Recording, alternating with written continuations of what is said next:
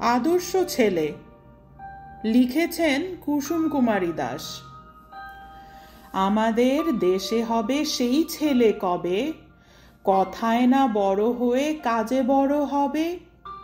মুখে হাসি, বুকে বল, তেজে ভরা মন, মানুষ হইতে হবে এই যার পণ। বিপদ আসিলে কাছে হও আগুয়ান, নাই কি শরীরে তব রক্ত মাংস প্রাণ।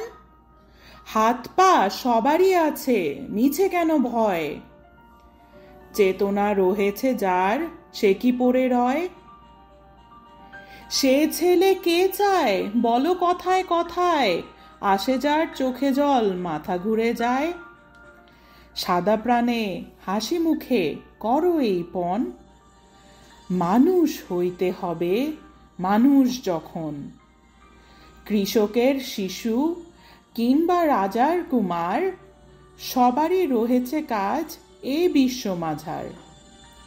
হাতে প্রাণে খাটো সবে, শক্তি করো দান, তোমরা মানুষ হলে দেশের কল্যাণ।